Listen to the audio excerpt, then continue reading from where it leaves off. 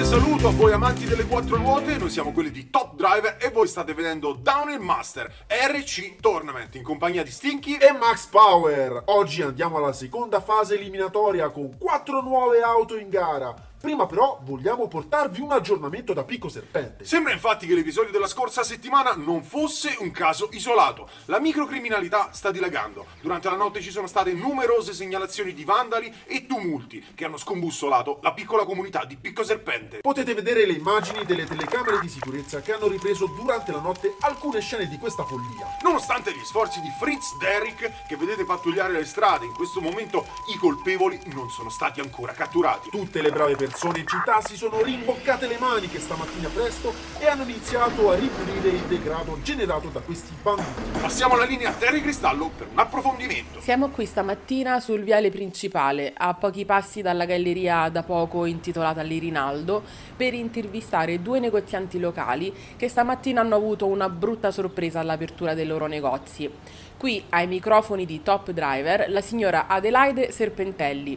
Cosa ci può dire di questo spiacevole inconveniente? Guardi, questa mattina è stato uno shock, perché questa città non ha mai visto tanta violenza. Noi abbiamo sempre pagato e non è mai successo niente. Ma dopo il pugno di ferro del nuovo capo della polizia la situazione è degenerata. A dire il vero, dopo la cattura di Benson le cose sono precipitate. Grazie signora Serpentelli. Vogliamo ascoltare anche un noto commerciante del posto, proprietario della gioielleria L'Anaconda d'Oro, il signor Edoardo Frustone. Lei cosa può aggiungere alla faccenda? Cosa aggiungere? Si stava meglio quando si stava peggio. Prima almeno si era sicuri di avere protezione, potevi lasciare anche la chiave sulla porta. Adesso è un macello, non si sa più a chi dare il resto. Grazie anche a lei.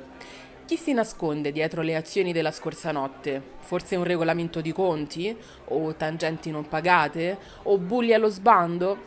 In questa incertezza potete stare sicuri di una cosa: la nostra inchiesta non si fermerà qui. Linea a voi. Grazie all'intraprendente e ineccepibile Terry Cristallo per il suo prezioso contributo. Prima di volare alla gara, una domanda. Le hai chiesto il numero di telefono? Ma vuoi piantarla? Non ti piace la nostra Terry? No, non ho detto che non mi piace. C'è solo un rapporto professionale. Lo sapevo! Il mio fiuto non sbaglia mai! Dai, questa sera ti organizzo un'uscita. No! Ora via con le presentazioni. Prima auto. Il primo concorrente è Chris Cross, il pilota statunitense, guida una Ford Mustang Fastback del 65 per il team Fairlane. Presentiamo The Tower. Il secondo in gara è una Nissan Skyline 2000 GT che corre per il team Sakura. Il pilota è un messicano, Felix Grail, e la sua auto è Gorudo, che tradotto dal giapponese significa oro. Credo si dica Gorudo, sai? Me lo ha insegnato Sì, te lo ha insegnato la tua nuova ragazza giapponese. Comunque, il warm-up per lui, un disastro.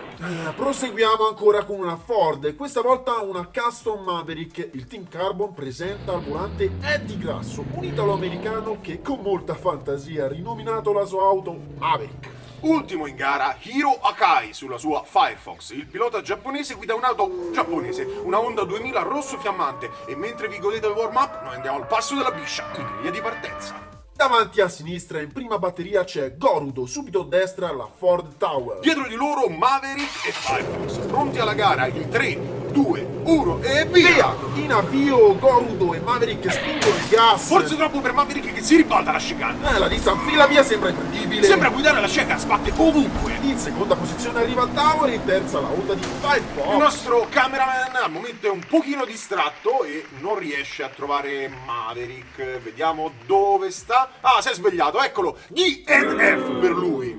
Siamo sicuri che la pista sia pulita? Sembra non stiano giocando a calcetto saponato. Credo che siamo già in ritardo con gara 2. Davanti a sinistra Eddie Grasso su Maverick e a destra Felix Grail su Gorudo. Dietro di loro Hiro Akai su Honda e Chris Cross su Tower. Gas! frizione, motore e lancio. Maverick attacca il NOS e schizza via. Gorudo tenta il recupero ma si ribalta. Maverick si rigira, Tower spinge Firefox, che bolgia amici! Tutto retromarcia di Grasso arriva al traguardo seguito dalla onda di Aero In Kai. terza posizione la Tower di Chris Cross. E poi abbiamo un DNF per la Nissan del messicano. Andiamo a vedere il replay. Cosa è successo prima della Mamushi? Gorudo ha voluto strafare e ha pagato a caro prezzo la sua manovra. In tutto questo Maverick toccato sul posteriore va in testa coda e la Ford spinge la Honda di Akai che arriva seconda. Dando uno sguardo al riepilogo dopo gara 2 vediamo un equilibrio perfetto. Tutti i piloti sono a 5 punti, una competizione ancora apertissima. E vediamo come andrà a gara 3. Davanti a sinistra Hiro Akai sull'Honda Firefox e dietro la Mustang di Chris Cross. A destra Maverick di Eddie Grasso, di nome e di fatto, e dietro Felix Grail sulla Nissan Gorudo. Occhi ben aperti e denti stretti, sarà una gara decisiva. 3, 2, 1, propulsione! La Honda viaggia bene! Alla curva del salto un disastro, Maverick va di sotto, anche la Nissan è ferma. I due davanti continuano e senza interferenze arrivano rispettivamente Firefox in stile gambero e The Tower che si prende un bel secondo posto. Andiamo con il replay. Dopo la partenza a metà parabolica sulla curva del salto, Maverick si spiaggia come una balena. E questi non sono pugili, ma anche per i piloti il peso è importante. Sembra infatti che i chili di troppo di Eddie Grasso abbiano fatto ribaltare l'auto. Vediamo i meccanici all'opera per riportare l'auto in pista. Speriamo sia una cosa semplice e veloce. Intanto il riepilogo punti a tutto schermo e che dà l'idea del duro lavoro che dovranno fare Nissan e Ford per recuperare nel finale. Final round! A sinistra ora c'è Tower e a destra Firefox. Subito dietro Gorudo e Maverick che non ha riportato alcuna lesione. Ora anche voi da casa date il 100%. Insieme. Pronti? Partenza e via! Partono tutti compatti al momento. Alla chicane dei Tower si sgancia e vola via. I tre dietro scoppitano ma l'auto tiene posizione. Chris Cross vola al traguardo. Attenzione! Incredibile ma! La Honda lo supera in retromarcia e rolaccio di Cross. Follia pura! Quando tutto sembrava finito, replay istantaneo. La Mustang sbanda e con leggerezza e ingenuità si fa superare al fotofini. Vince Hiro Akai sulla Honda Firefox che beffa l'americano e con una manovra pazzesca guadagna non solo il primo posto ma anche il passaggio del turno. Passa alla semifinale anche Chris Cross sulla Ford Mustang, mentre per Nissan e Maverick,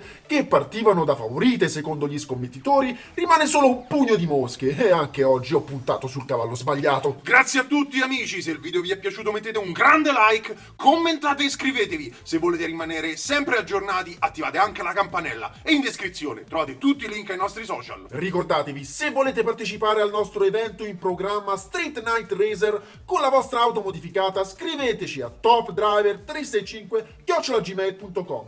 Intanto buonanotte e buone botte da Max. Ci vediamo sempre sabato prossimo qui su Top Driver, dove i motori non dormono mai.